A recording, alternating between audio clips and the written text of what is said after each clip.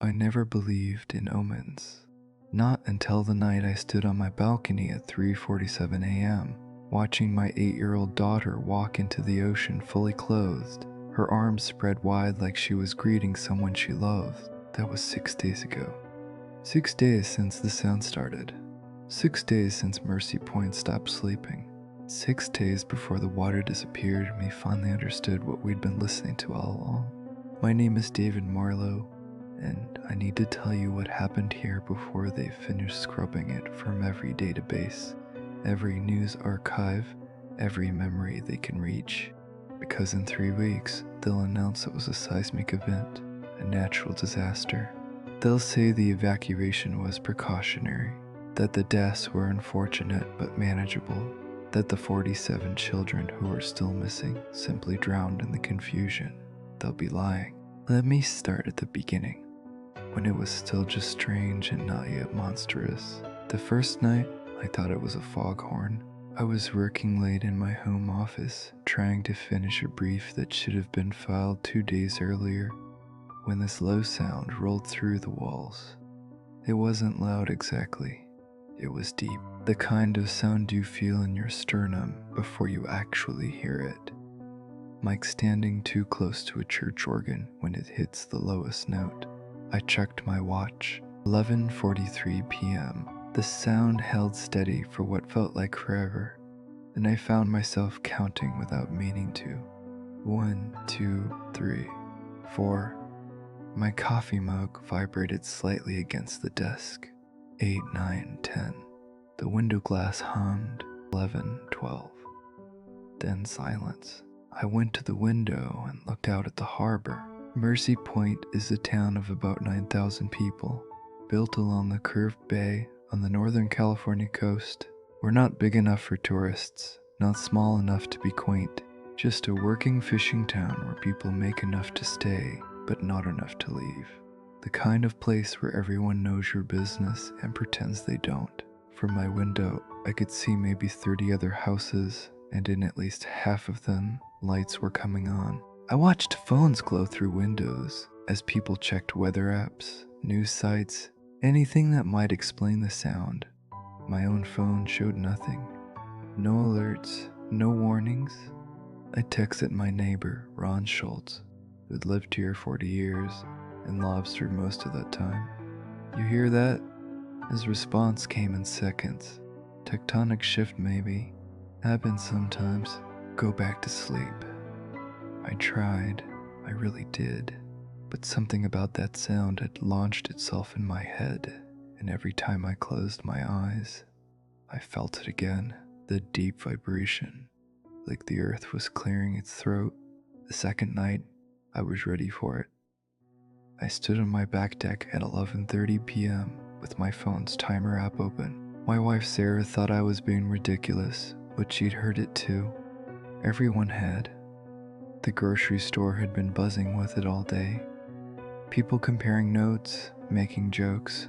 Most people thought it was the naval base up in Brookings doing some kind of sonar test. 11:43 p.m. The sound began. I started the timer and counted with it this time, watching the seconds tick by. The sound was identical to the night before. Same pitch, same depth, same steady drone. I looked out at the water, dark and calm under a quarter moon.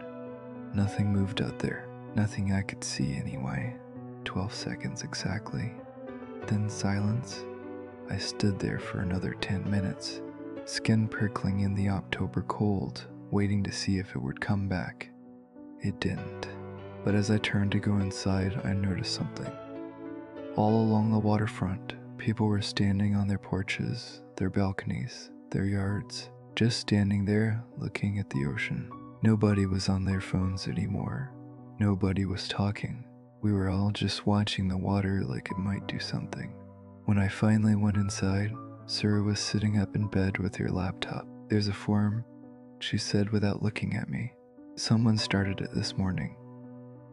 About the sound. There's already 300 posts." I climbed into bed and looked over her shoulder. The forum was called Mercy Point Phenomenon, and it was exactly what you'd expect. Half-serious theories about geological activity, military testing, or industrial equipment. Half jokes and memes. Someone had posted a video of their dog howling along with the sound.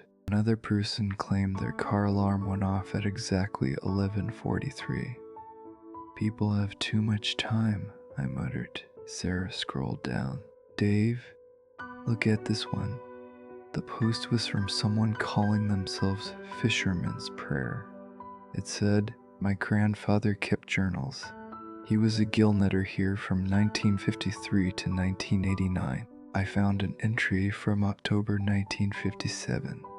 He wrote, the sound came again last night, 12 seconds like before. The old-timers say it comes every 70 years or so. They say when it comes you should move inland until it stops. They say nothing good lives in water that deep. That's just someone making shit up for attention, I said. Probably. Sarah closed the laptop. But it's weird, right? The timing. 12 seconds exactly. Coincidence. Yeah. She didn't sound convinced. Neither was I. The third night, our daughter Emma was supposed to sleep over at her friend Kai's house. She'd been talking about it all week. They were going to watch movies and make friendship bracelets and do whatever 9-year-old girls do at sleepovers. But at dinner, she asked if she could stay home instead. Why, sweetie? Sarah asked. You love going to Kai's. Emma pushed her peas around her plate. I just want to be here tonight. Did something happen? Did you and Kai have a fight? No. Emma's voice was quiet. I just need to be here. For the sound. Sarah and I exchanged a look. What do you mean, for the sound? I asked carefully. Emma looked up at me with those serious brown eyes that always made her seem older than she was. So I can listen properly. Kai's house is too far from the water. You can barely hear it there. My hands went cold. Emma, have you been staying awake to listen to it? Everyone is, Dad. All the kids are. We talk about it at recess. What do you talk about it? She shrugged. Just what we think it is. Some kids say it's a whale. Some say it's a submarine. Maya Hutchins says it's a message. A message from who? Not from someone. Emma took a bite of chicken and chewed thoughtfully. To someone. That night, I stood outside Emma's room at 11:40 p.m. I told myself I was being paranoid, that I was feeding into mass hysteria over what was probably just geological activity or some perfectly explainable phenomenon. But I stood there anyway, watching through the crack in her door. Emma was sitting up in bed, perfectly still, facing her window. The lights were off. She hadn't moved in 5 minutes. At 11:43, the sound began, and Emma smiled. It wasn't a big smile, just a small upturn of her lips like she'd heard a joke only she understood. She tilted her head slightly, as if listening more carefully, and then she opened her mouth. I couldn't hear anything at first. The sound from the ocean was too loud, too all-encompassing, but then I realized Emma's mouth was moving. Her throat was vibrating. She was humming. Mention the pitch exactly, holding the same note. Her small body resonating with whatever was out there in the dark water. I burst into the room. Emma! She chirped like I'd slapped her, her eyes flying open. For just a second, she looked at me like she didn't know who I was. Then she started crying. Why did you do that? She sobbed. Why did you stop it? I sat on her bed and pulled her into my arms, feeling her shake. Stop, what were you doing? Answering, she said into my shoulder. It asked and I was answering, and you made me stop, and now it hurts. What hurts? My head, my chest, everything. She was crying harder now. It hurts when you interrupt it, Dad. It hurts so much. Sarah appeared in the doorway, her face pale. The sound from the ocean cut off 12 seconds exactly, and in the sudden silence, Emma's crying seemed impossibly loud. Dave, Sarah whispered, check your phone. I pulled it out with shaking hands. The Mercy Point Phenomenon forum had 67 new posts in the last 3 minutes.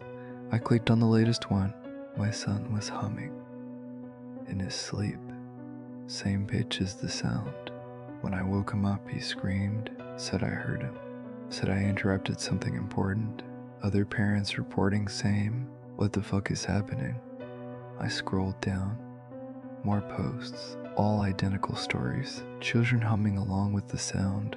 Children crying when interrupted. Children saying it hurt. Children saying they were answering. Answering what? The fourth night, I kept Emma home from school. So did approximately 200 other parents in Mercy Point. The elementary school principal sent out a mass email saying any family experiencing distress related to the acoustic phenomenon should feel free to keep their children home in that grief. Counselors would be available. Grief counselors. Per sound. I spent the day researching everything I could find about underwater acoustics, about infrasound, about mass hysteria and suggestion. I learned that low-frequency sounds can cause anxiety, dread, even hallucinations. I learned about the Taos hum, the Windsor hum, the Bristol hum, unexplained sounds that had plagued communities for years. But none of them came at exactly the same time every night. None of them lasted exactly 12 seconds. None of them made children answer back. At 2 p.m., Sarah called me from her office downtown. She worked at the county clerk's office, and her voice was shaking. Dave, you need to come down here, now. What's wrong? Just come and bring Emma. I found them in the records room. Sarah and 2 other clerks, surrounded by boxes of old documents. Emma was sitting in a chair by the window drawing in her notebook like nothing was wrong. Look at this. Sarah handed me a leather-bound journal. The cover was cracked and water-stained. Property records for 1957. We were cataloging them when I found this tucked inside. The journal belonged to someone named Eleanor Vance. The handwriting was cramped and frantic, the ink faded but readable. I flipped to the page Sarah had marked. October 19th, 1957. The sound has come 7 nights now. Always at 11:43. Always 12 seconds. The children have started responding.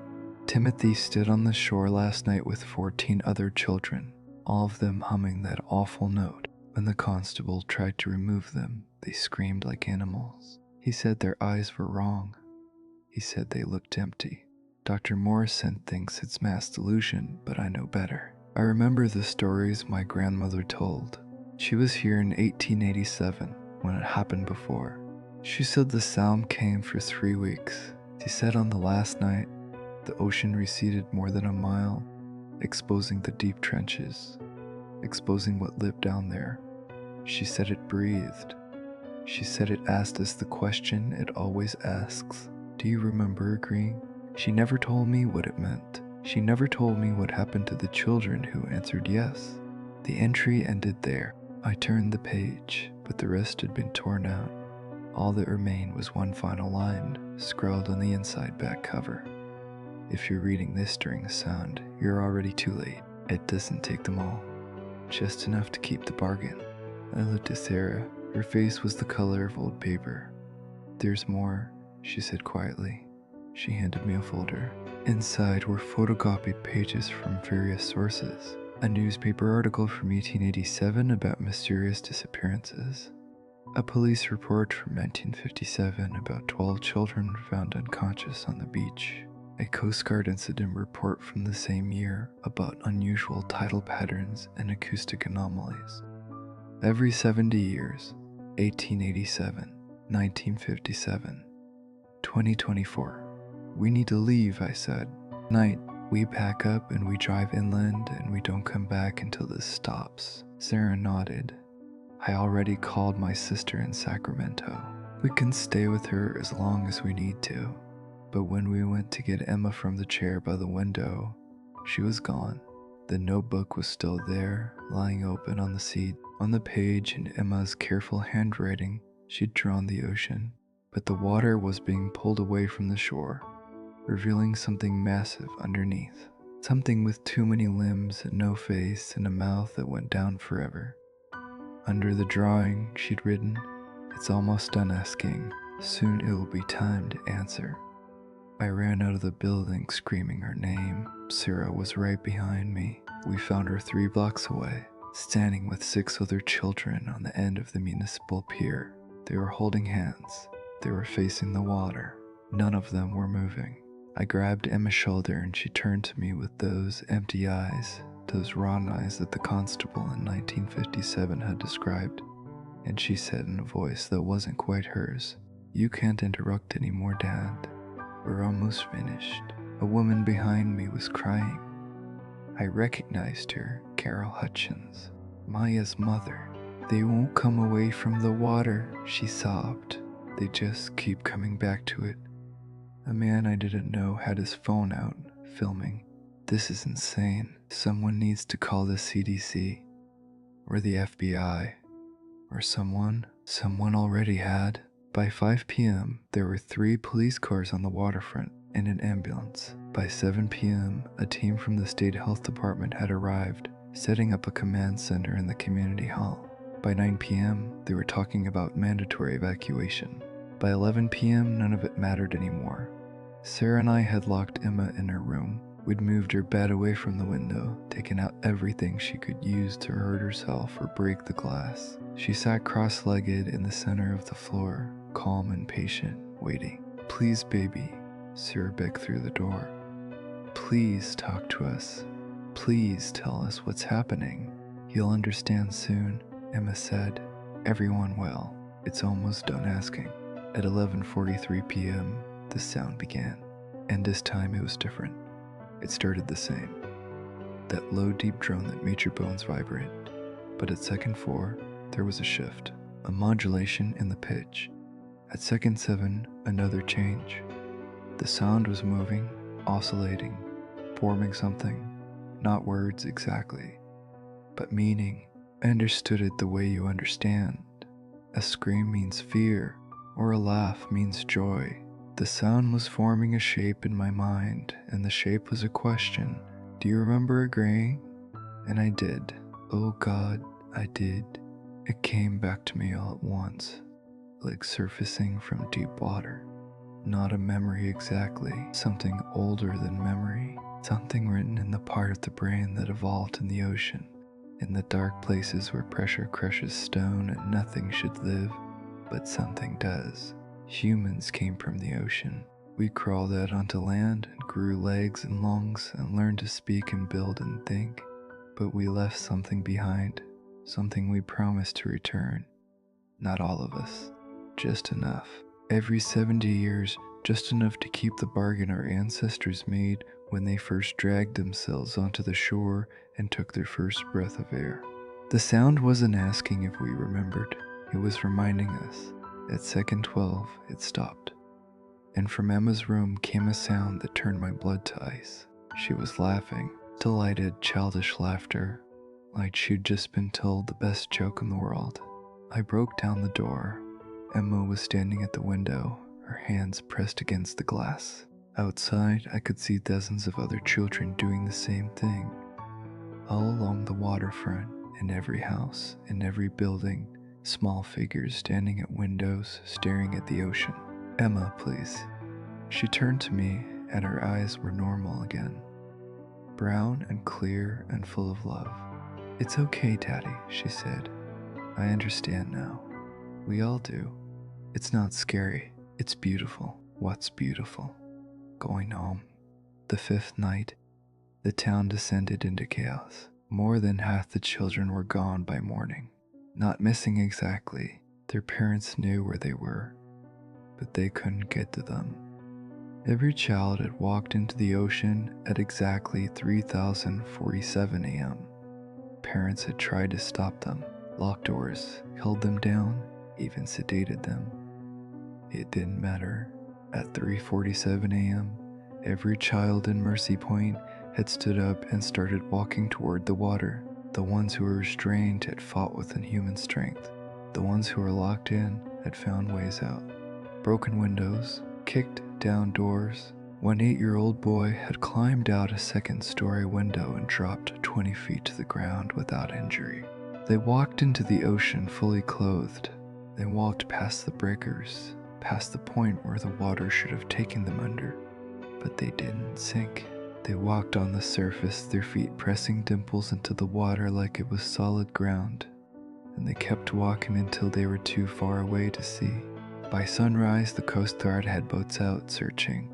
They found nothing. The water was empty. The children were gone. Or not gone. Changed, because at exactly 11:43 a.m., 12 hours early, wrong time, wrong schedule, the sound came again. And this time it came from everywhere. Not from the ocean, from the air, from the ground, from inside our own heads. The sound was in us now, part of us, and with it came the knowledge that tonight would be the last night. Tonight the question would be fully asked. Tonight we would all have to answer.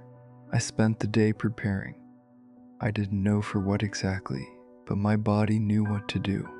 I gathered supplies, food, water, warm clothes. I loaded them into the car. I told Sarah we were leaving as soon as the sun set, driving until we were 100 miles inland, maybe more. But Sarah was in Emma's room, sitting on the bed, holding Emma's favorite stuffed animal and staring at nothing. "She's still alive," Sarah whispered. "I can feel it. She's out there somewhere and she's still alive and she needs me. Sarah, we have to go. Whatever's happening, we can't be here for it. I'm not leaving without Emma. Emma's gone." Sarah looked at me with eyes that had aged a decade in 5 days. Then I'm already gone too. I couldn't argue with that. I couldn't argue with any of it, because part of me felt the same pull, the same certainty that whatever was going to happen, we were meant to be here for it. At 11:43 p.m. I stood on the beach with 200 other people. Some were parents like me, waiting for children who would never come home. Some were curious. Some were terrified. Some were resigned. The sound began, but it wasn't coming from the ocean anymore. It was coming from the ocean floor, and the ocean was leaving. The water pulled back like something was inhaling it, not draining, not receding, being drawn back, pulled away from the shore in one massive motion. Within seconds, the waterline had retreated 50 feet, 100 feet, 200. The sand that had been underwater for millennia was exposed to air for the first time. Fish flopped and died. Crabs scuttled in confusion. And deeper, farther out, the real bottom was being revealed. The continental shelf fell away into darkness. Trenches and valleys and canyons that went down miles, their walls slick with things that had never seen light. And in those trenches, something moved, something vast, something that was breathing in. The sound continued, growing louder, deeper, resonating through the exposed ocean floor like a vocal cord the size of a mountain. And with it came the children. They walked back out of the deep places, hundreds of them from all along the coast, not just Mercy Point, but from towns and cities up and down California, Oregon, Washington. They walked up out of the darkness, their clothes gone, their skin pale and wrong, their eyes black from lid to lid, but they were alive, they were walking, and they were singing the same pitch.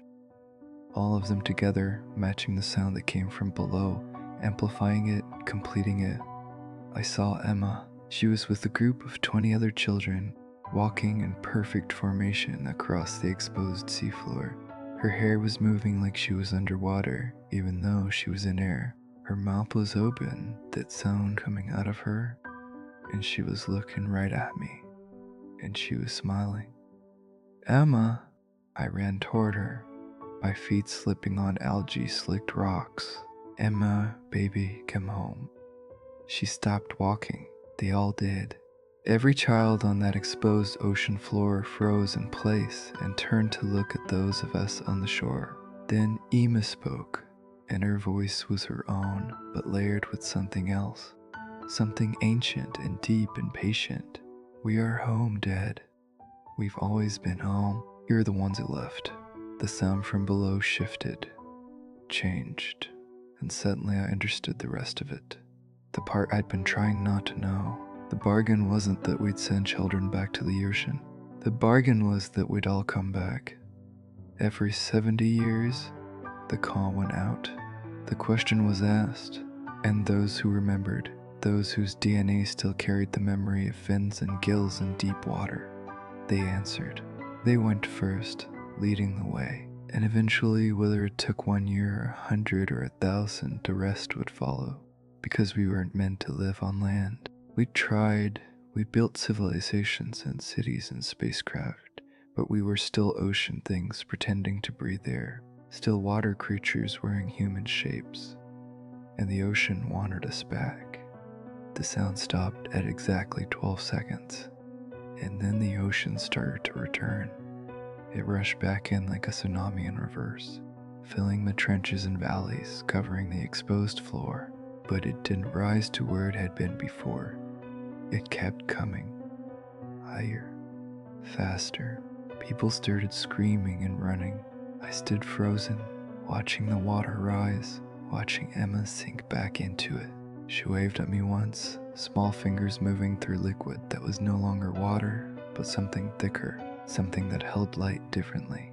The ocean reached my feet, my ankles, my knees, and I felt it. The pull, the invitation, the reminder that there was another way to breathe, another way to be.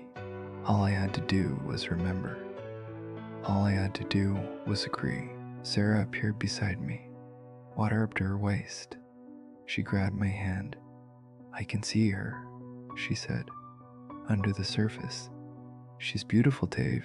She's whole. She's happy. Sarah, we need to run. Why? Sarah looked at me with perfect calm. Where would we go that it wouldn't find us eventually? This isn't just happening here. Can't you feel it? It's happening everywhere. She was right. I could feel it. Like a vibration in my bones. Coastal cities all over the world, all experiencing the same thing. The same sound. The same question. The same answer. The ocean was reclaiming what we'd taken from it. Not violently, not with malice, just with the patient certainty of a parent calling a child home for dinner. The water reached my chest, my neck. I could have run. Maybe I could have made it to high ground. Maybe I could have survived. But Emma was down there. Sarah was sinking into it willingly, her head disappearing beneath the surface with a smile on her face. And I remembered agreeing. I remembered in the deep code of my cells making a promise that we would return, that we would remember, that we would come home when called. I took a breath and stepped forward. The water closed over my head and I felt my lungs seize, panic overriding everything. I was drowning. I was dying. This was wrong. This was insane. I needed air. I needed to surface. And then I remembered how to breathe water. It was like a switch flipping in my brain. The panic stopped. My lungs opened differently. The water flowed through me and I was breathing, actually breathing, pulling oxygen from the ocean, the way I'd done for millions of years before I'd ever walked on land. I opened my eyes. Emma was in front of me, her hair floating around her face like a halo behind Sarah. Hundreds of other people, all of them changing, all of them remembering. Our skin was developing the iridescence of deep-sea creatures. Our eyes were expanding, adapting to the darkness. Our fingers were webbing. Our legs were fusing. We were going home. Emma took my hand that was becoming something else, something with suction cups and sensors that could taste chemicals in the water, and pulled me down past the shelf, past the trenches, into the deep places where the pressure should have crushed us, but didn't. Because we were built for this.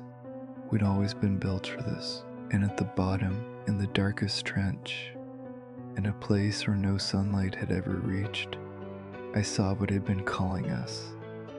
It was our parent, our origin, the thing that had birthed at the first cells that became fish, that became amphibians, that became us. It was massive beyond comprehension, its body spanning the entire ocean floor, its form shifting between solid and liquid and something else entirely, and it was singing. The sound we've been hearing wasn't a question, it was a lullaby, a welcome, a promise that we were safe, that we were loved, that we were finally allowed to stop pretending to be something we were never meant to be.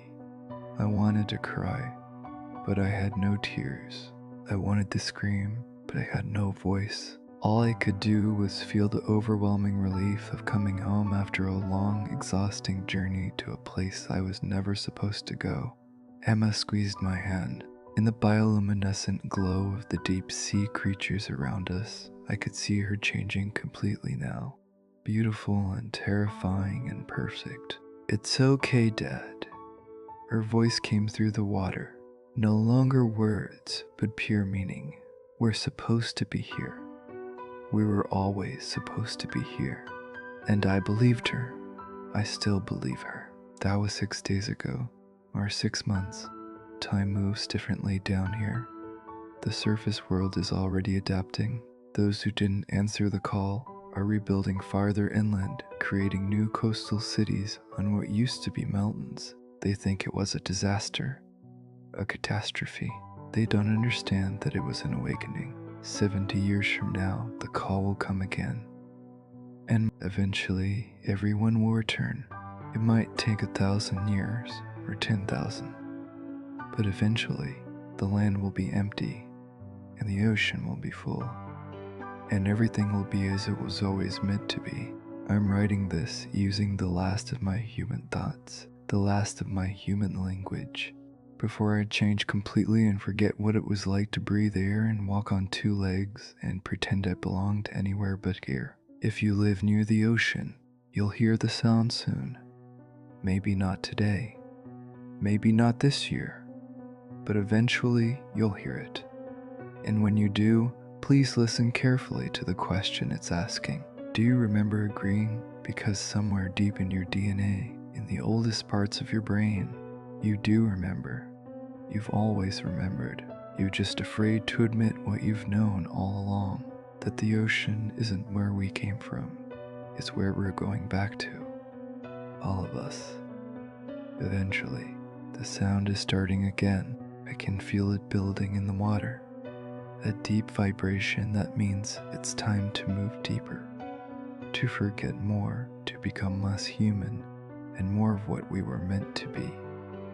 Emma is calling me. Sarah is already deeper, already transformed into something beautiful and strange that I barely recognize. Soon I won't recognize myself either. Soon I won't remember being David Marlowe at all. I'll just be home. We'll all be home. Listening to the last sound the earth makes as the ocean finishes inhaling and humanity finally exhales and returns to the deep water where we belong, where we've always belonged, where you belong to. Listen, it's calling, can you hear it?